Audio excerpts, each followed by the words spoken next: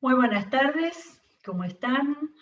Aquí de nuevo, en mitad de la semana ya casi. Vamos a seguir abriendo la Biblia y viendo algunos otros pasajes en donde estuve buscando para tratar de encontrar, vislumbrar, meternos un poco en momentos de la vida de Jesús en cuanto a sus actitudes y posibles sentimientos, pensamientos, pasajes donde no lo dice específicamente, ¿sí? Bueno, ayer habíamos llegado a Getsemaní, pero bueno, en un principio pensaba hacer un día solo y después me empezaron a surgir otros pasajes y digo, bueno, esto está, a mí por lo menos me gustó, ¿no? La idea de más allá de lo que diga, o a veces con una palabra, en uno de los pasajes de ayer, que vimos que decía que Jesús se asombró al ver la fe de aquel hombre, y bueno, entonces eso nos permite detenernos y ir un poco más allá de simplemente el relato del incidente, ¿no es cierto? Muy bien, me voy al comienzo. Juan capítulo 2. Uno de los pocos, no hay otros en que vemos a Jesús en algo familiar, porque acá aparece con su mamá en las bodas de Caná. Y entonces le puse protagonista silencioso. Lo único que tenemos ahí es algo, un poco la explicación de la situación, que habían sido invitados a la boda Jesús y sus discípulos, que en un momento el vino se acabó y la madre de Jesús le dijo, ya no tienen vino. Eh, Pocas veces hablamos del milagro, pero no de esto, un diálogo entre Jesús y su madre. El único diálogo familiar que tenemos es cuando el chiquito habían ido al templo y le dijo a los padres que debía estar en los negocios de su padre.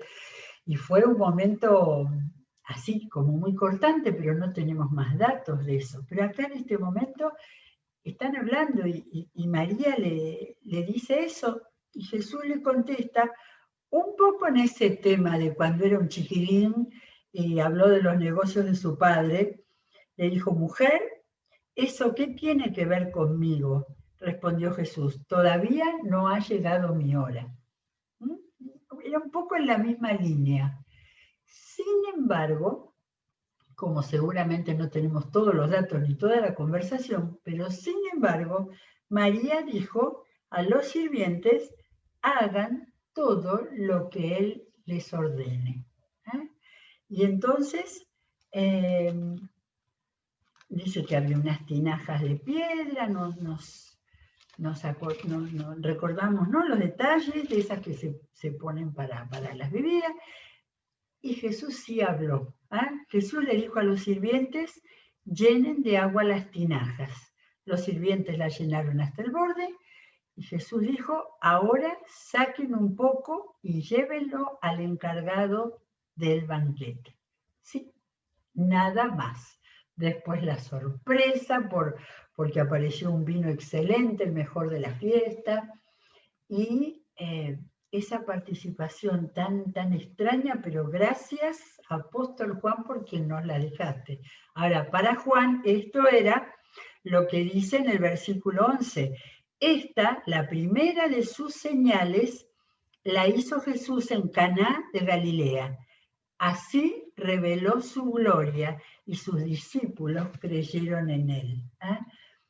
El apóstol Juan tenía la palabra gloria siempre cercana a todo lo que él hablaba acerca de Jesús. Así que ese breve diálogo, sí, quizás hubo una mirada, porque aunque Jesús le dijo que no iba a hacer nada, ella dijo, hagan lo que él diga. Es muy especial, pero hubo una corriente ahí de comprensión, quizás, de confianza en María, que sabía que algo iba a hacer, y en él, que ayudado, estimulado por su madre, pudo hacer ese milagro, la primera de las señales de acuerdo con Juan.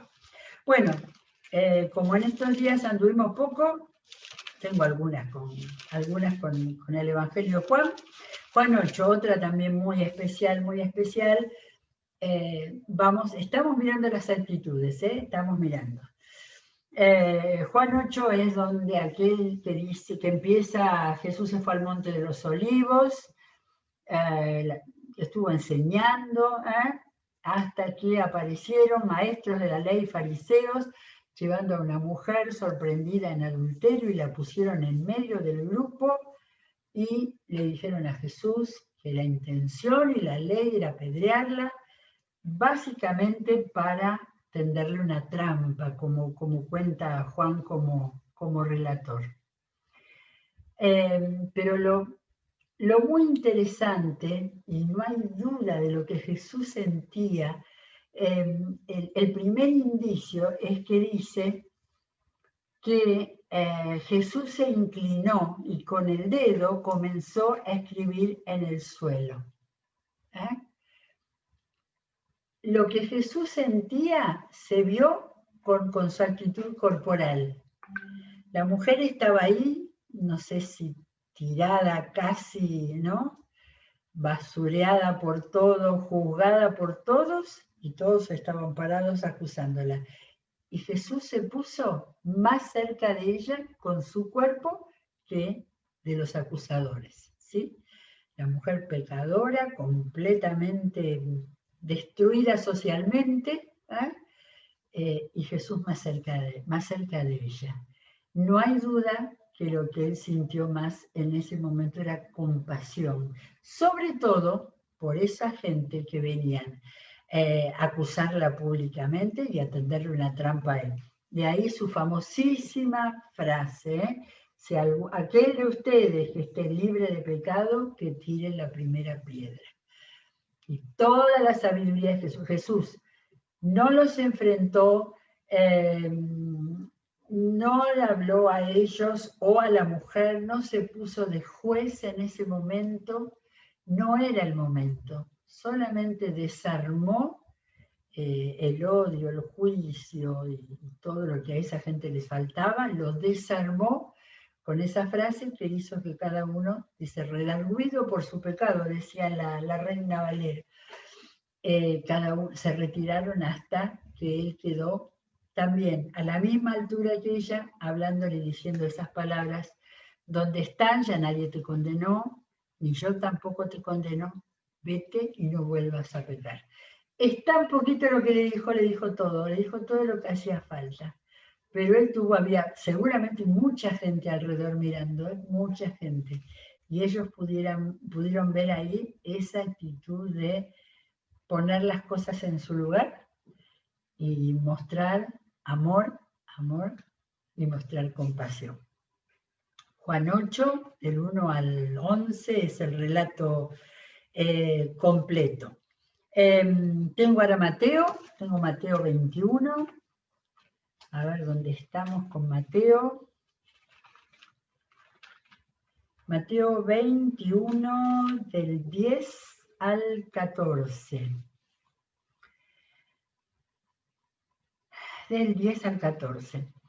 Hay unos cuantos momentos, ¿no? Acá en este. Dice, claro, venía después de la entrada triunfal, uno de los pocos momentos en los cuales Jesús fue recibido de una manera tan especial, ¿no? Era entrar en Jerusalén, le habían cantado Hosana al Hijo de David, bendito el que viene en el nombre del Señor, con las palabras del Salmo 118. Dice en el 10, cuando Jesús entró en Jerusalén, toda la ciudad se conmovió. ¿Quién es este?, se preguntaban. Este es el profeta Jesús de Nazaret de Galilea, contestaba la gente.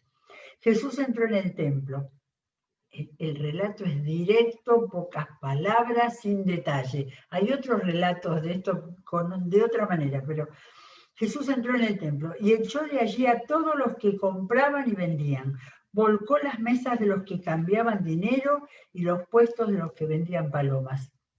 citó la Biblia, escrito está, mi casa será llamada casa de oración, pero ustedes la están convirtiendo en cueva de ladrones. Se le acercaron en el templo ciegos y cojos y los sanó. ¿Qué de sensaciones? Nunca había leído esto pensando en cómo se sentiría Jesús, pero qué de sensaciones tan cambiantes pasó en ese poco tiempo. Desde la entrada triunfal, un momento de haber sido mimado, reconocido por la gente, y era Jerusalén, no era Galilea donde él se movía, era en Jerusalén. Ese momento de aceptación, de reconocimiento, después entrar en el templo y que su espíritu se conturbara, se inflamara de ver lo que era ese comercio, ese mercado que no tenía nada que ver con la adoración verdadera a Dios, ¿eh? Y inmediatamente gente a la cual pudo sanar. Se le acercaron ciegos y cojos y los sanó. Y después se le vinieron todos encima para perseguirlo y empezar a acusarlo.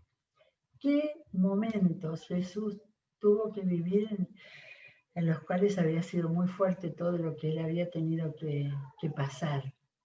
Me sorprendió la cantidad de cosas.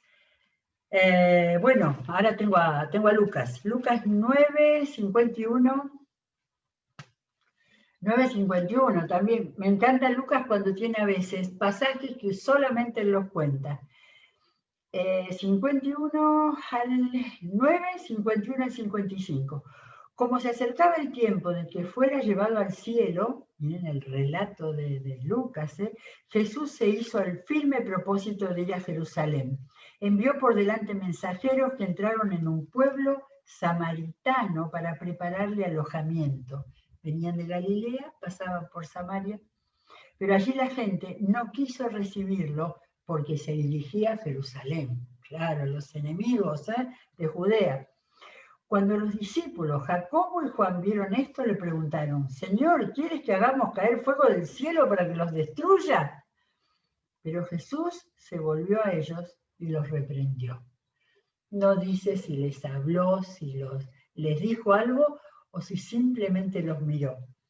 Yo me imagino que los miró, simplemente, porque desde cuando ellos habían pensado la posibilidad que Jesús, con fuego del cielo, aunque podía, pero destruyera una ciudad de los samaritanos.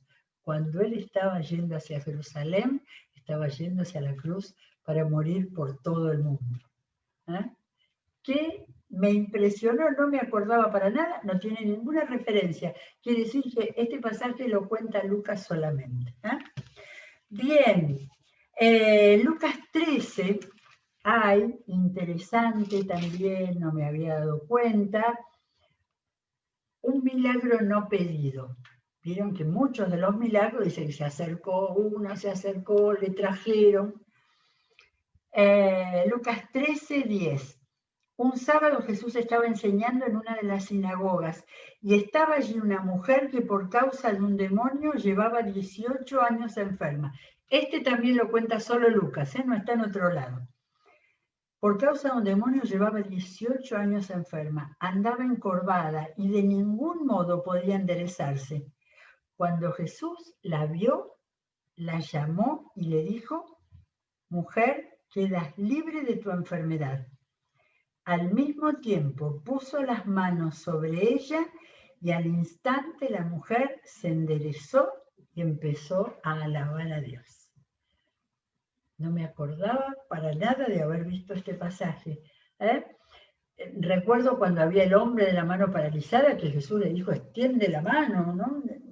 Un milagro en el que había habido ahí un intercambio con... Acá no la vio, la llamó, le habló y le puso las manos encima. Un milagro completo que a esa mujer le debe haber sanado el alma y el cuerpo. Jesús no era de la gente que venía y le pedía sanidad. Él solo sintió hacia ella una indicación indicación del Padre, pero como siempre, el amor y el cuidado y el descubrir a personas que tenían una necesidad. Seguramente esa mujer, como otros de los evangelios, ya no tenía ninguna esperanza, ni siquiera como para pedirle a él, ¿sí? De nuevo, la mirada de Jesús, la compasión, era lo que fundamental que lo movía para estar entre la gente y para estar buscando hacer algo sobrenatural con ella. Este era el milagro no pedido. Bueno, vamos ahora más hacia el final de Lucas. Tengo final de Lucas y final de Juan. Bueno, Lucas 22 es un versículo solo, pero lo hemos leído con otro contexto, no hace demasiado tiempo. Jesús, después de la última cena, que presentó el pan, la copa, que les dijo, después discutían quién era el más importante. Todo esto cuenta Lucas, todo junto en ese capítulo. Y acá aparece, como después de estar hablando de esto y enseñando eso, las palabras que siempre pensamos que eran dirigidas a Pedro, pero eran dirigidas a todos, con el comienzo de Pedro. Simón, Simón, mira que Satanás ha pedido zarandearlos a ustedes como si fueran trigo. Estaban todos metidos ahí. ¿Se acuerdan que cuando leímos ayer, que todos lo negarían? Sí, que todos dijeron que no lo negarían. Así que, pero acá está el planteo, y se dirige a Simón. Satanás ha pedido zarandearlos a ustedes como si fueran trigo. Pero yo he orado por ti para que no falle tu fe. Al decírselo, Jesús no lo estaba juzgando, simplemente le estaba diciendo, yo sé lo que va a pasar, ¿sí? En cada una de las cosas que pasaron en esos últimos momentos, quizás 2 días antes de la cruz, yo creo que Jesús tenía una tristeza infinita, por todo lo que tenía a su alrededor, además de lo por qué él iba a pasar. Ahora, en este momento, y siguiendo lo que él estaba haciendo siempre de trabajar con Pedro, le habla a él diciendo que todos ellos iban a ser zarandeados, pero después le habla a él, he orado por ti para que no falle tu fe. Y tú, cuando te hayas vuelto a mí, fortalece a tus hermanos. Le estaba dando visión nueva, le estaba ofreciendo restauración y estaba él en una situación que humanamente diríamos desesperante. Sin embargo, estaba pensando en todos, en cada uno, y especialmente en los que iban a ser la cabecera de la iglesia después de la resurrección. Bueno, la otra que Lucas es el único que lo cuenta. En Lucas 23 vamos a la cruz y vamos a estar ahí en la cruz. No hay duda que Jesús, en los peores momentos como hombre, siempre estaba pensando en los demás. Famosa foto de Jesús entre los 2 ladrones, donde uno de los criminales ahí colgados empezó a insultarlo. No eres tú el Cristo, sálvate a ti mismo y a nosotros. Pero el otro criminal lo reprendió. Ni siquiera temor de Dios tienes, aunque sufres la misma condena. En nuestro caso, el castigo es justo, pues sufrimos lo que merecen nuestros delitos. Este, en cambio, no ha hecho nada malo.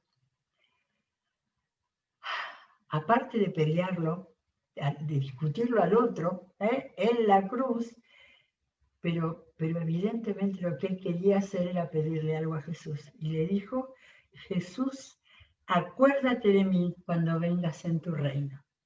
Sabía que se llamaba Jesús, sabía la promesa de venir en su reino, cosa que parecía que los discípulos todavía no habían entendido. Este hombre debía haber escuchado a Jesús, debía haber escuchado de Jesús, ¿eh?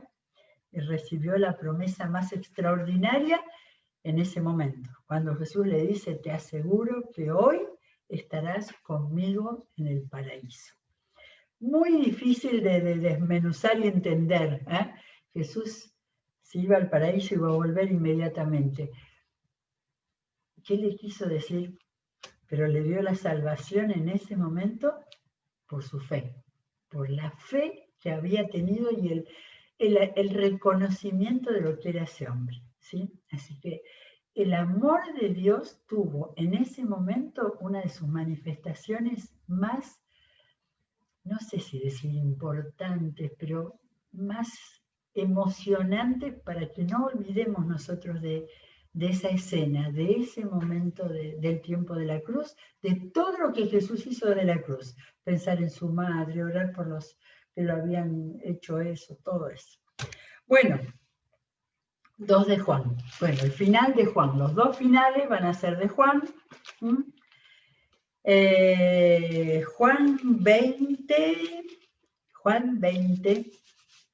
¿Alguna vez he leído los relatos de la resurrección? Los cuatro juntos, para ver las diferencias. Ahora hacía mucho que no lo hacía, pero me acordé especialmente del de Juan.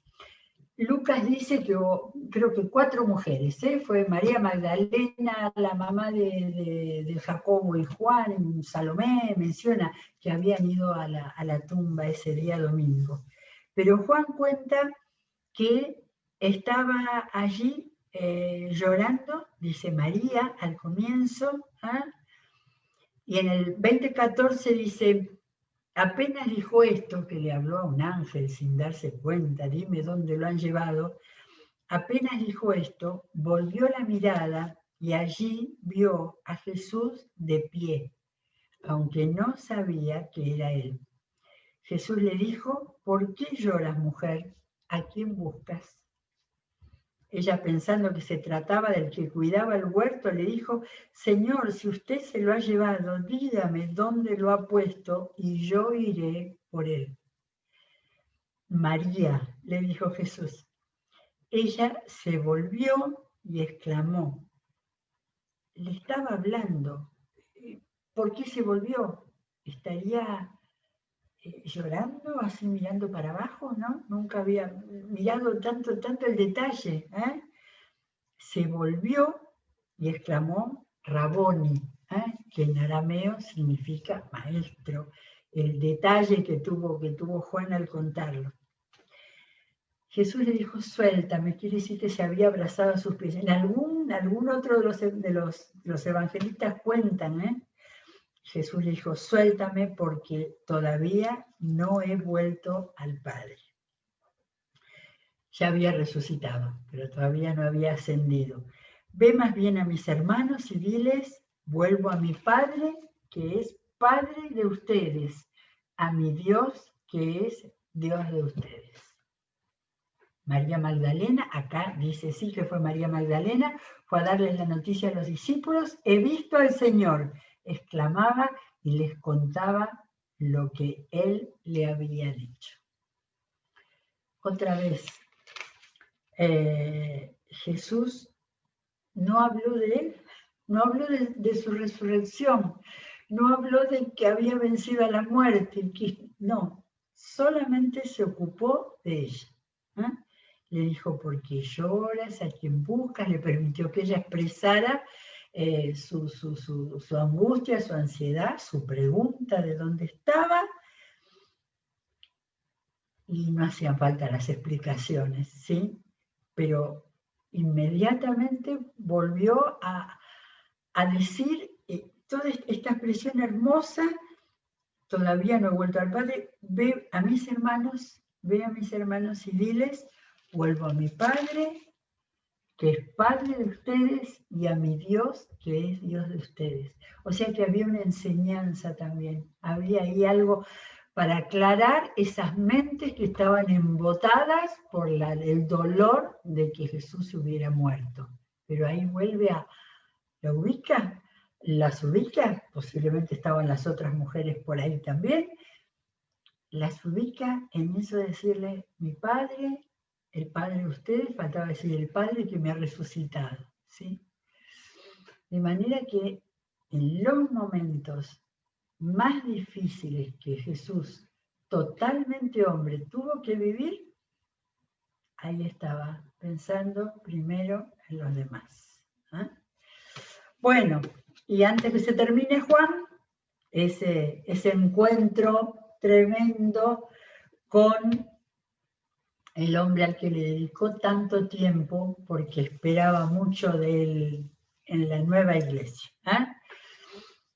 Se les apareció junto al mar, había ido, les dijo, vayan a Galilea, fue a Galilea, se les apareció, desayunaron con un milagro, un nuevo milagro, y cuando terminaron de desayunar, capítulo 21, versículo 15, le preguntó a Simón Pedro, Simón, hijo de Juan, ¿me amas más que estos? ¿Se acuerdan? Las 3 preguntas y los 3 mandatos. ¿Eh? ¿Me amas más que esto? Sí, Señor, tú sabes que te quiero, contestó Pedro. Apacienta mis corderos, le dijo. Primero, apacienta mis corderos. Y volvió a preguntarle, Simón, hijo de Juan, ¿me amas? Sí, Señor, tú sabes que te quiero. Cuida de mis ovejas. Por tercera vez Jesús le preguntó, Simón, hijo de Juan, ¿me quieres? A Pedro le dolió que por tercera vez Jesús le hubiera preguntado. Así que le dijo, Señor, tú lo sabes todo, tú sabes que te quiero. Y ahí le dijo, apacienta mis ovejas. Así que primero le dijo, apacienta mis corderos, después le dijo, cuida de mis ovejas, después le dijo, apacienta. ¿Por qué 3 veces? Posiblemente él no estaba poniendo el dedo en la herida, pero Pedro tenía que sanarse de las 3 veces que había negado a Jesús, ¿sí? Evidentemente, esa fue una conversación sanadora. No hubo reproche, no hubo volver al pasado, simplemente le estaba diciendo lo que él tenía que hacer. Con esa metáfora tan hermosa, él era el buen pastor, él la había usado para él, y ahora que iba a ascender a los cielos, se la estaba pasando a Pedro. En este momento, la hoja siguiente es el primer capítulo del libro de los Hechos de los Apóstoles, y ahí iba a estar afirmado, renovado Pedro, para poder enfrentar lo que se venía. Y sabiendo que tenía como misión cuidar y apacentar las ovejas. Bueno, hermosísimo, ¿eh? Me gustó este pequeño recorrido que cada uno lo puede hacer con cada pasaje de los evangelios para poder darnos cuenta del amor de Jesús todo el tiempo, aún frente a los detractores, aún frente a quienes no lo entendieron, no quisieron entenderlo. Bueno, antes de terminar, tengo un minuto, quiero lo prometido. Traje para comentarles de misión-net.org, la plataforma de capacitación, por ejemplo, comentarles 2 de las categorías que hay. Ayer les hablé de comprensión de la Biblia, que tiene 1, 2, 3, 4, 5, 6, 7, 8, 9, 10, 9 cursos. Otro es Fundamentos Teológicos, 5 cursos. Fíjense, títulos y autores. Fundamentos Teológicos, ¿cuál es la base de lo que creemos? Primero, el Evangelio del Reino, autor Pablo Deiros. Segundo, el Señorío de Cristo, autor Jorge Mitián. Tercero y cuarto, Teología 1, Teología 2, ¿sí? Trabajados por Irene Giannoni sobre base de todos los materiales de teología de la Escuela de Misión. Y quinto, los dones del Espíritu Santo del libro de Pablo Deiros, ¿sí? Así que valiosísimo, todos nosotros tenemos que poder hacer ese estudio. Y una categoría que tiene solamente dos cursos. Uno, Introducción a la Espiritualidad en el Mundo Actual, a las espiritualidades del mundo actual. por el pastor Ariel Gutiérrez, experto en esto. Y en segundo, el engaño del ocultismo. No es un curso, no es largo, es muy breve. Pastor Oscar Ricomaño, su experiencia y indicaciones muy importantes con respecto a todo lo que tenga que ver con ocultismo. Y una segunda parte que están juntos, de Natalia Capria de Batione, su experiencia con el yoga y una serie de cosas prácticas y concretas muy breves para poder enfrentar todas las cosas que tenemos delante nuestro en este tiempo. A no perderlo, mañana les sigo contando. Mañana estamos con Elsa nuevamente y con el profeta Jeremías. Que Dios los bendiga, nos encontramos mañana.